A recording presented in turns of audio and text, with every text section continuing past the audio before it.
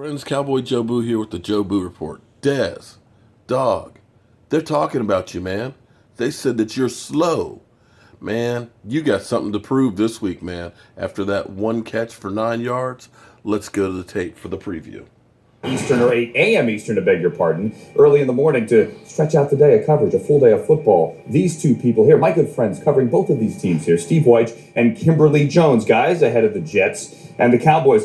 Let's start with you, Kim, because, you know, sometimes locker rooms talk and sometimes they say interesting things and sometimes they talk about Dez Bryant, who also likes to talk a lot.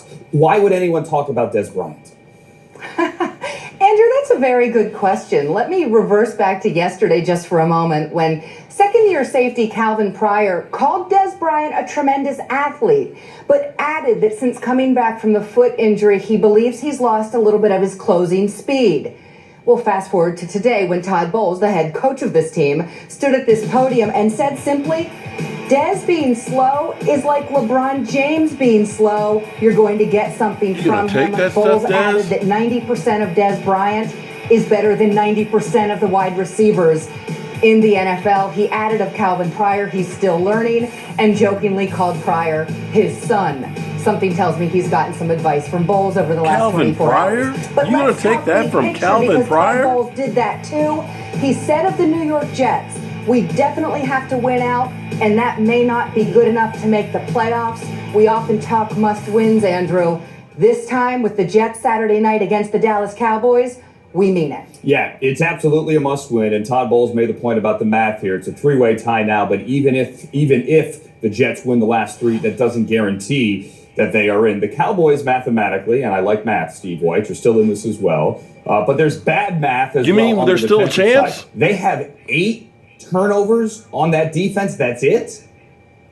Unbelievable, Andrew. 8 takeaways on the season. And of their 6 interceptions, 3 have come from linebackers or defensive linemen. And that has been a point of emphasis in the building this week. Now, I spoke to safety Byron Jones, who may be playing corner this week. I'll get to that later on the injury report.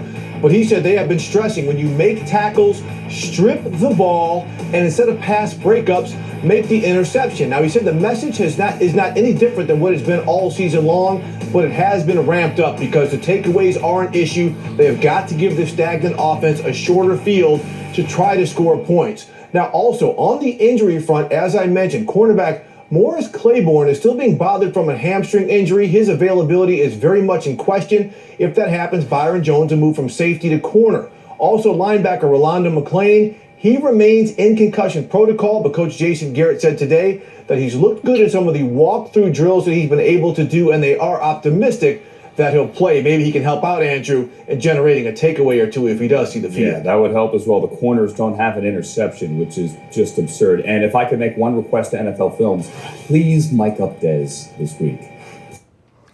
Yeah, Dez, I want to hear some trash. I want to see some catches. I want to see you abuse some people. Come on, man. You going to let that guy call you out? Dez, come on, man.